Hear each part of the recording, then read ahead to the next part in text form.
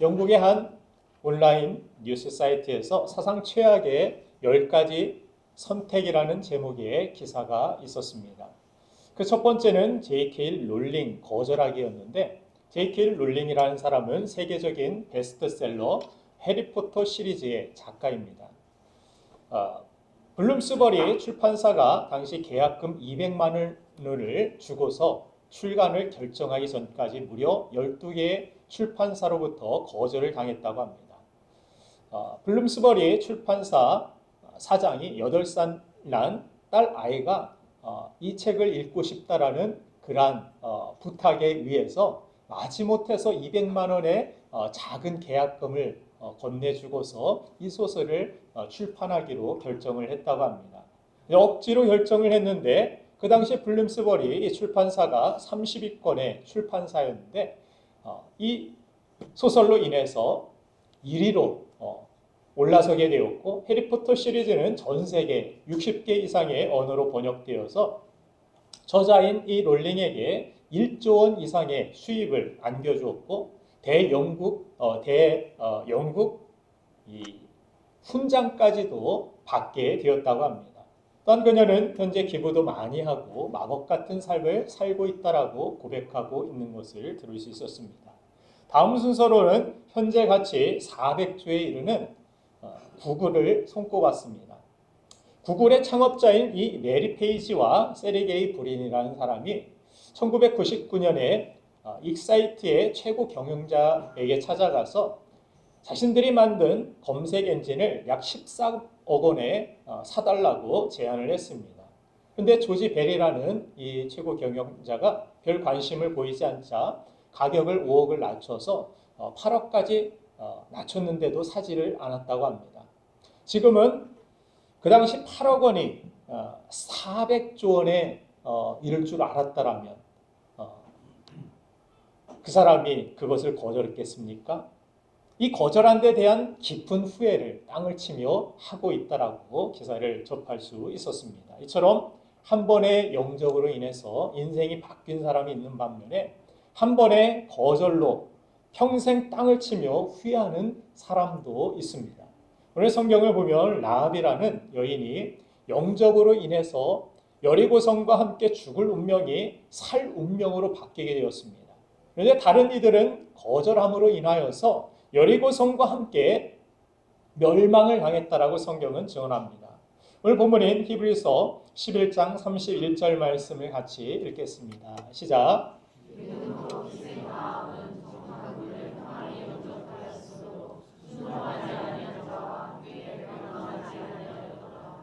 아멘. 이 본문에 담긴 히브리서 11장은 특별히 신앙 선배들의 명예의 전당이라고 불리웁니다. 이 명예의 전당을 둘러보며 우리를 제일 놀라게 하는 인물이 바로 이 라합입니다. 그녀는 아브라함이나 이삭이나 야곱이나 요셉이나 모세와 같은 뛰어난 믿음의 지도자 대열에 참여할 만한 인물이 아니었기 때문입니다. 그녀는 우선 여성의 인권이 존중받지 못했던 시대를 살았던 소외된 계층이었습니다. 그리고 그녀는 이방인 가나안 사람이었고, 거기다가 그녀의 직업은 오늘 본문에서 볼 수 있듯이 기생이었다라고 기록하고 있습니다. 그런데 이런 여인이 이 믿음의 명예의 전당에 들어가게 된 것입니다. 천대받고 가장 안 좋은 조건만 가졌던 그녀가 이제 당당하게 아브라함과 나란히 언급되는 자리에 서게 된 것입니다. 무엇 때문이었을까요? 성경은 그 이유가 바로 그녀의 믿음 때문이었다라고 증언합니다. 여기서 믿음이란 바로 하나님 주신 것을 영접하는 바른 태도를 의미합니다. 우리가 물을 마실 때 컵을 거꾸로 들고 있으면 절대로 물을 컵에 담을 수가 없습니다. 생수가 흐르는 조건은 다 같지만 하나는 영접하는 태도로 바로 컵을 대고 있는 태도, 다른 하나는 거절하는 거꾸로 컵을 들고 있는 태도입니다. 이처럼 하나님에 대한 우리의 태도는 미래의 운명을 바꾸게 될 수 있는 것입니다.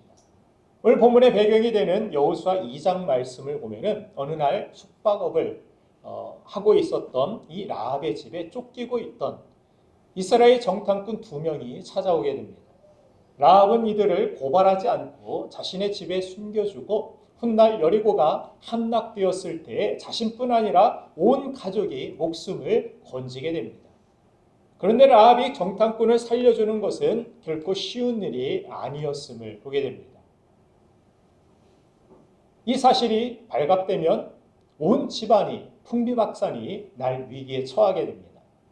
차라리 여리고 왕에게 정탐꾼들이 우리의 집에 있다라고 넘겨주면 칭찬도 듣게 되고 얼마라도 보상금도 받겠지만 그걸 포기하고 자신의 모든 삶, 자신의 가족의 인생의 운명을 하나님의 말씀에 걸었다는데 그녀의 믿음이 있었다라는 것입니다.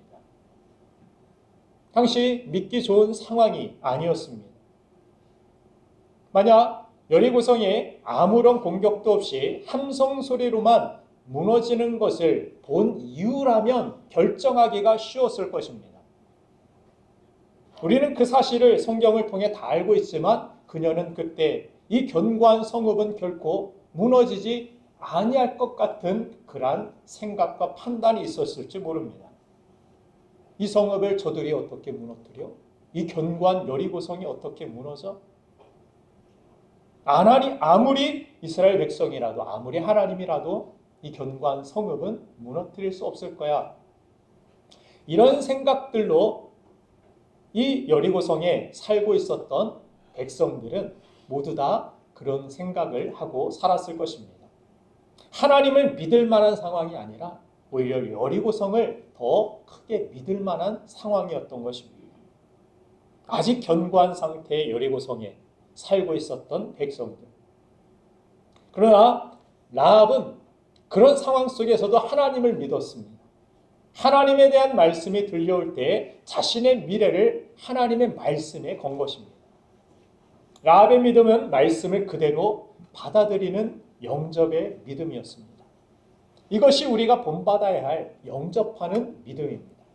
여호수아 2장을 보면은 이스라엘이 홍해를 건넌 일과 40년을 광야에서도 수백만 명을 하나님께서 지켜주시고 그들을 먹이시고 이끄시고 낮에는 구름기둥과 밤에는 불기둥으로 지키시고 가나안 입구까지 오면서 여러 족속들을 물리치게 하시고 또한 요단강을 건너게 하셨을 뿐만이 아니라 그 하나님은 약하고 비천한 고아가부들을 위로하시고 보호해 주시고 또 강하게 하시는 모든 사람들을 공평하게 대하시는 하나님이라는 소식을 전해 듣게 된 것입니다. 라합뿐만이 아니라 그 자리에서 여리고성의 수많은 사람들이 이스라엘 백성들의 소식을 또 하나님의 소식을 들었습니다. 여호수아 2장 9절 말씀을 한번 같이 읽어보겠습니다. 시작. 말하되 여호와께서 이 땅을 너희에게 주신 줄 내가 알아. 우리가 너희를 심히 두려워하고 이 땅 주민들이 다 너희 앞에서 가난하니 녹나니. 아멘. 그 소식을 듣고 간담이 녹았습니다. 그러나 누군가는 그 소식을 하나님의 말씀으로 받아들이고 자신의 인생을 걸고 두려움에서 그치는 것이 아니라 소문으로 그치는 것이 아니라 자신의 모든 것들의 근원이 하나님께 있다라는 믿음을 가지고 인생을 하나님께 둔 사람이 있고 그 말씀을 소문으로 지나쳐버린 사람들이 있다라고 성경은 기록하고 있습니다. 특별히 여호수아 2장 9절 말씀에서 내가 아노라라는 이 라합의 고백, 이 고백은 확실한 믿음의 영접의 고백인 것입니다. 제가 제 아내 이은미 씨가 제 아내임을 믿습니다. 저는 믿습니다. 이렇게 하는 것보다 이은미 씨가 제 아내임을 저는 압니다. 어떤 것이 더 확실한 표현 같습니까? 왠지 믿습니다 하면은 조금 의심하는 거 같죠? 의심돼가지고 자꾸 목사님 무슨 그냥 당연한 걸 이 땅을 너희에게 주신 줄을 내가 안다. 하나님께서 나는 그 하나님께서 아무리 견고한 성읍 여리고라 할지라도 그 하나님이 일하시면 이 성읍은 하나님의 손에 넘어가게 된다라는 사실, 이 사실을 내가 확실하게 알고 있습니다. 이것은 그냥 내가 믿을 것입니다가 아니라 이미 그렇게 넘어간 것입니다. 하나님께서 그렇게 작정하셨다라면. 하나님은 그런 하나님이심을 내가 알고 있습니다.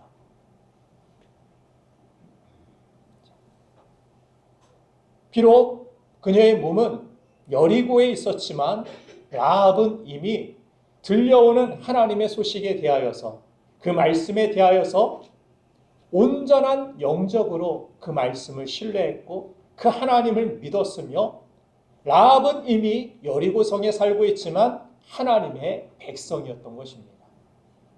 저는 여리고성 함락의 역사를 읽으면서 왜 하나님은 바로 가서 성읍을 돌게 하고 이스라엘 백성들이 그 성읍을 무너뜨리게 하시지 않고 정탐꾼을 굳이 보내셨을까? 그냥 전쟁에서 싸울 것도 아닌데 그냥 성읍 돌아서 그 성읍 무너뜨릴 것인데 정탐꾼까지 필요할까? 이런 생각을 해보았습니다. 왜 하나님은 지체하셨을까? 바로 무너뜨리시지 않았을까? 저는 그 답을 이 여인 라합에게서 찾을 수 있었습니다. 하나님은 아무리 세상에서 비천하고 무시받고 있고 아무도 모르는 곳에 하나님을 내가 믿고 있지만 알고 있지만 그 하나님은 내가 이 작은 정말 초라한 모습으로 이 여리고성 아무도 몰라주는 하나님의 사람이 있을 거라고는 짐작하지 못할 이 성읍에 살고 있는 나를 모르실 수도 있을 것이야. 그렇게 생각할 수 있지만 아닙니다. 하나님은 그녀를 기억하고 있었고 믿음으로 하나님을 나의 하나님으로 고백하는 그 믿음의 사람을 그 어려움 속에서 건져내길 원하셨고 정말 믿을 수 없는 환경 속에서 아무도 도와주지 않고 어떤 믿음의 조건도 갖추지 못한 그곳에서 믿음으로 빛나고 있던 그 라합을 하나님은 기억하셨고 구원하셨고 또한 그를 통하여서 메시아가 탄생되는 놀라운 축복까지도 허락해 주신 것입니다.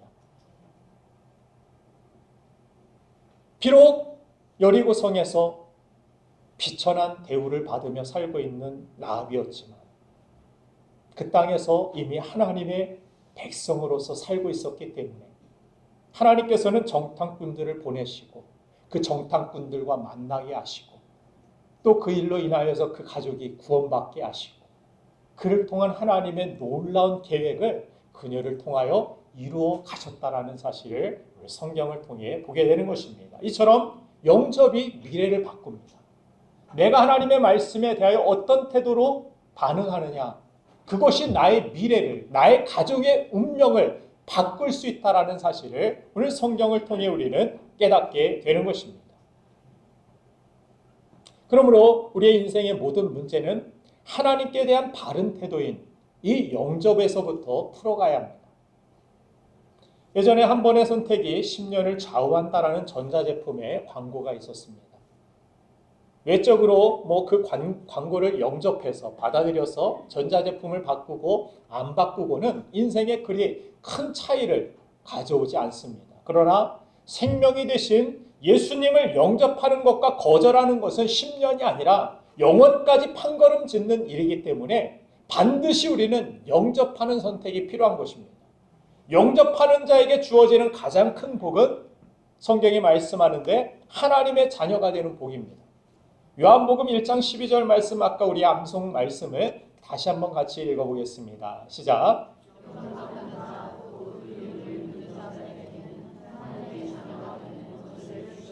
아멘.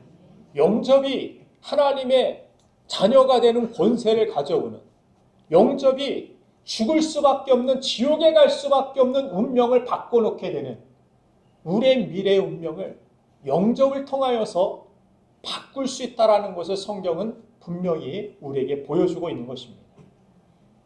라합의 이 믿음의 결단의 결과, 이 영접의 결과가 무엇인가? 성경은 분명히 보여줍니다. 마태복음 1장 5절, 6절까지의 말씀을 보면 이 메시아의 계보가 담긴 마태복음 1장에는 라합의 이름이 기록되어 있습니다. 같이 한번 읽겠습니다. 시작.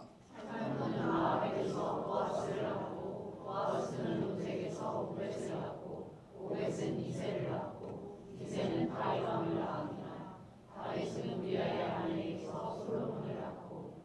아멘. 다윗, 솔로몬 잘 아시죠? 그 이후에 그 이전의 조상 중에 누가 있었냐? 바로 기생이었던 라합이 있었다라고 성경은 기록하고 있습니다. 라합은 무너져가는 여리고성에서 가족과 함께 살아남았고 그뿐 아니라 정탐꾼 중에 한 명이었던 유다 지파 이 살몬과 결혼해서 보아스를 낳았고 다윗 왕의 고조 할머니가 된 것입니다. 심지어 그 후손으로 예수님께서 오셨으니 복도 이런 복이 없는 것입니다. 소위 대박이 난 것입니다. 무엇을 통하여? 영접함을 통하여. 우리가 잘 아는 주기도문의 끝은 아멘으로 끝이 납니다. 아멘이라는 의미는 그렇게 될 것을 내가 믿습니다. 또는 그렇게 될 것을 믿고 내가 살겠습니다라는 뜻입니다. 근데 많은 사람들이 아멘의 의미를 오해할 때가 있습니다. 교회를 오래 다녔는데 나는 믿음이 잘 생기지 않습니다. 말씀이 믿어지지 않습니다. 믿음은 선물이라는데 내게 믿음의 선물을 주시지 않는 것 같습니다라는 그런 생각을 가지고 전적으로 하나님께 책임이 있는 것으로 생각할 때가 있습니다. 그런데 정말 그럴까요? 현재 여기 결혼하신 분들은 배우자가 나의 배우자임을 믿습니까? 믿습니까? 안 믿으세요? 남이랑 그냥 맨날 사는 것 같아요. 내 배우자임을 믿는 이유는 정확한 어떤 데이터나 증거가 있어서 믿는 것이 아닙니다. 결혼의 서약 그것을 근거로 해서 나를 사랑하는 배우자의 마음과 행동과 나를 대하는 어떤 태도를 바라보면서 나의 배우자로서 믿기로 작정했기 때문에 믿기로 받아들였기 때문에 서로 믿기로 확신하고 받아들이기 때문에 같이 사는 것입니다. 그렇지 않으면 의심하기 시작하면 어떻게 되겠습니까? 우리 집사님이 이혜경 집사님이 식사를 차리는데 의심이 들기 시작합니다. 요즘 갑자기 보험을 드는 것 같고 요즘 자꾸 뭔가 밥에다가 뭔가를 몰래 타는 것 같고 내 몸이 자꾸 힘들고 밤에 잠도 잘 안 오고 이 모든 것들이 아내에게 달려있는 것 같습니다. 의심이 들기 시작합니다. 모든 것들이 의심의 눈초리로 바라보니까 한도 끝도 없습니다. 밥도 제대로 먹을 수가 없습니다. 물도 제대로 마실 수가 없습니다. 항상 서로 의심하고 그렇게 살아간다면 얼마나 불행하겠습니까? 실제 그렇다라는 게 아닙니다. 너무 심각하게 받아들이시는 것 같아요. 그렇게 만일 의심하고 살아간다면 믿고 받아들이고 사는 거죠. 내 아내라고 믿고 나를 사랑하는 아내라고 남편이라고 믿고 그렇게 살아가는 거죠. 우리가 하나님을 끊임없이 의심하는 마음으로 바라본다라면 모든 것들이 의심투성입니다. 이 성경이 그대로 된다고? 하나님의 말씀대로 산다고 내 삶이 달라진다고? 의심으로 받아들여 보십시오. 그것은 라합과 같은 믿음으로 받아들여지지 않고 마치 소문을 함께 들었던 여리고성이 무너질 때 함께 멸망했던 그 사람들과 같은 태도로 들릴 것입니다. 아무리 이스라엘 백성들이 와도 하나님이 와도 이 성은 무너지지 않아. 이 성이 무너진다고? 의심으로 받아보십시오. 그게 믿음으로 내 삶 속에 받아들여지지 않는다라는 것입니다. 진정한 평안과 행복은 믿음으로 영접하게 될 때 주어지는 것입니다. 의심이 아니라 믿음으로 그렇게 살겠습니다. 아멘 하고 주님의 말씀이 그대로 내 삶 속에 이루어질 것입니다. 여러분들의 미래가, 여러분들의 죽음 두렵지 않은 이유는 무엇입니까? 내 건강 때문입니까? 내가 가진 힘, 능력 때문입니까? 지혜 때문입니까? 우리를 위하여서 죽기까지 십자가에서 물과 피를 다 흘려주시기까지 나를 살리시기 위하여 구원하시기 위하여 찾아오신 예수님 때문입니다. 그 예수님이 나를 죽음에서 건지실 것이고 그 예수님 때문에 나는 하나님의 자녀가 되는 권세를 얻어 나의 아버지가 되시는 천국, 그 하나님의 집에 당당히 들어가게 될 것입니다. 그러므로 감사하는 거죠. 그러므로 두렵지 않고 염려하지 않는 것입니다. 나를 사랑하신 하나님께서 나를 기르시고 먹이시고 입히시고 나를 인도하실 것이기 때문에. 그러나 의심하는 사람에게는 항상 염려가 있겠죠. 두려움이 있겠죠. 하나님을 믿는다 하면서도 내 마음속에서는 여전히 그 의심으로 말미암아서 흔들리는, 의심되는 그런 삶을 행복하지 못한 신앙생활을 할 수밖에 없다라는 것입니다. 믿음은 그런 것입니다. 내가 믿겠다라고 하나님 앞에 결단하고 내가 하나님이 나의 유일하신 생명의 근원, 하나님이 작정하시면 모든 것들이 하나님의 뜻 안에서 이루어진다라는 믿음을 가지고 하나님을 따라 사는 것입니다. 그렇게 결단하는 것입니다. 믿음이란 그렇군요, 뭐 그럴 수도 있겠죠 하는 미온적인 어떤 수동적인 동의가 아닌 것입니다. 내가 믿겠습니다. 나의 인생을 하나님께 걸겠습니다. 나의 미래를, 나의 죽음 이후에도 예수님이 내 영혼을 아버지 손에 부탁하나이다. 그러할 때 그 안에서 부활이 일어나고 하나님이 주시는 놀라운 승리와 영광이 일어나는 것을 우리가 보게 될 때, 그렇습니다.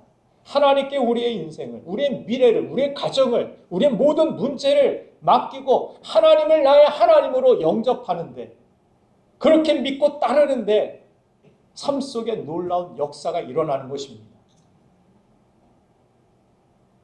그래서 기도의 완성이 아멘이라고 예수님은 가르쳐 주셨습니다. 아멘. 아무리 많은 이야기를 해도 내가 믿고 그렇게 따라 살겠습니다. 내가 기도한 대로, 내 하나님의 말씀대로. 저는 오늘 여러분들의 인생이 아멘의 인생 되기를 원합니다. 하나님께서 완성시켜 주시는 인생, 하나님께서 영광 받으시는 인생. 그래서 고린도후서 1장 20절에서는 이렇게 아멘의 의미에 대하여서 말씀하고 있습니다. 같이 읽겠습니다. 시작. 하나님의 약속은 얼마든지 그리스도 안에서 이하되니 그런즉 그로 말미암아 우리가 아멘하여 하나님께 영광을 돌리게 됩니다. 아멘. 하나님께 영광 돌리시길 원하십니까? 아멘. 그렇다면 다시 한번 아멘으로 하나님께 영광 돌립시다. 아멘. 아멘. 아멘. 아멘 잘하십시오. 아멘하여 하나님께 영광 돌립니다. 입으로만이 아닌 오늘 라합과 같이 아멘의 삶을 살아가십시오. 내가 그대로 영접하고 받아들이고 그렇게 될지어다 믿고 살겠습니다. 사랑하는 여러분들, 하나님을 믿는 믿음의 이 믿음이 최고의 복임을 여러분들 알고 사시길 바랍니다.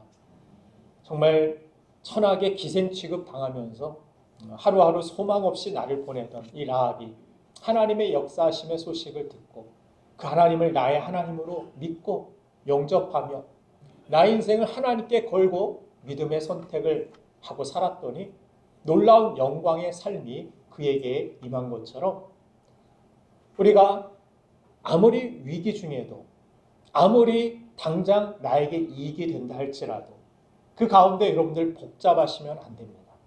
단순하게 가장 중요한 한 가지, 하나님의 약속, 하나님의 말씀을 믿는 믿음 하나 붙드셔야 됩니다. 그러면 하나님이 살아있는 이 말씀이 여러분들을 다시 일으켜 세울 것입니다. 여러분들을 다시 살릴 것입니다.